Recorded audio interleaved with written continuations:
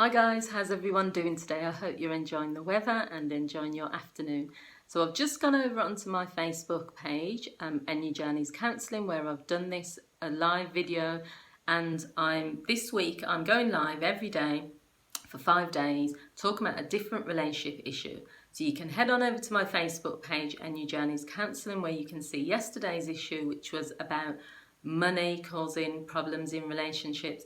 Today I've been talking about communication, and what I wanted to do was literally to do a bit of a shorter version and a summary of that video, but you can head over to my Facebook page, Enya Journeys Counselling, and you'll see the live version. Well, you'll see the replay anyway.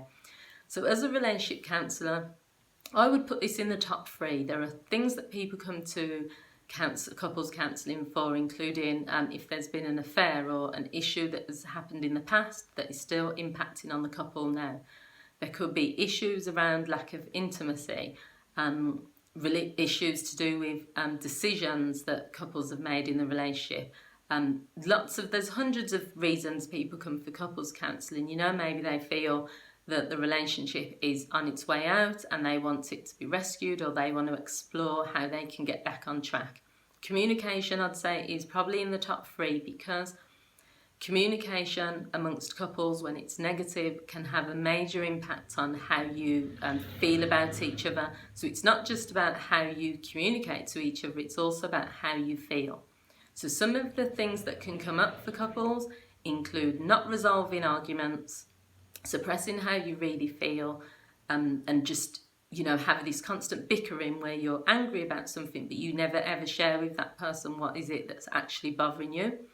Crossing boundaries in how you speak to one another. And I've mentioned this in one of my other videos where I talked about when I've observed couples, especially celebrity couples, Peter Andre and Katie Price is a good example of when you say things about someone that you know will push their buttons, it's going a bit below the belt, you use certain insults that you know will affect them, then that can have a major impact on how that person sees you and how that relationship can then be repaired or not. Not being honest about how you really feel, using communication as a weapon, including being aggressive towards the person, nagging, ignoring, or just dragging up the past a lot of the time. All of these are just examples of some communication issues that can affect a relationship. And how you have to look at it is, if the person you're with continuously sees you as an enemy or sees you as someone that is constantly attacking them, then they're going to come on the defensive. It's going to be like a football team or whatever type of sports team. If someone knows they're constantly getting attacked, then they're going to go into defense mode. They're not just going to stand there and allow that to happen.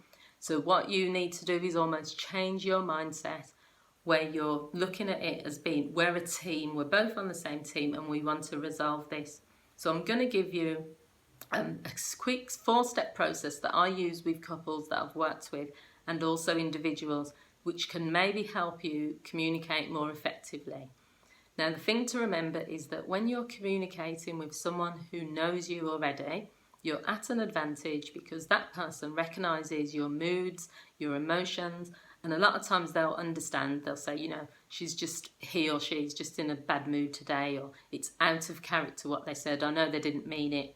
They're more likely to forgive you. They're more likely to want to work on things, as opposed to, getting into an argument with a stranger or a colleague.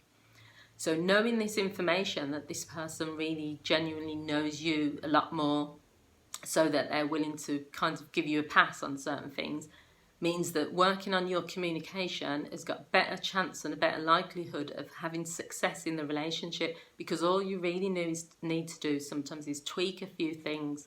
From my past, I know that there's certain ways that I communicated which were not healthy and were not productive for the other person. I did a lot of, going into moods and being stubborn and ignoring the person because I didn't want to face what the issue was, expecting them to understand what the issue was. There's hundreds of things, but one of the positives is that I've recognised and worked on myself and my communication. I had to do that not only professionally, because you can't be a counsellor talking to couples when you are not good at communicating when you're part of the couple yourself. So the first step is for you to state clearly what the issue is. All you're going to say is something along the lines of, The issue is that we're not intimate anymore, or we're grown apart, or the issue is that you are too strict with the kids, you discipline the kids too harshly. Well, actually, no, don't say you. I've just made a mistake. The issue is I don't necessarily feel that the kids' discipline is the right way. So all you're saying there is that you don't think it's the right way, the discipline. You're not blaming him, you're not blaming yourself. You're just saying this is the situation. Step 2, how you feel.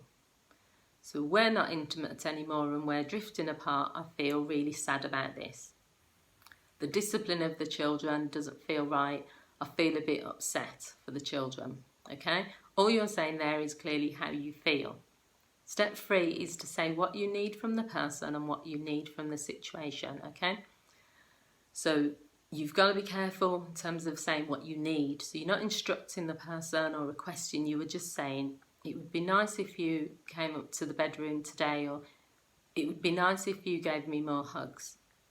It would be nice if sometimes when the children misbehaved, instead of shouting, we could think of an alternative option. So you're just putting that out there, and what you want the situation to be like, you can follow that up with. Because I think we'd have a happier household if the children were not always screamed at.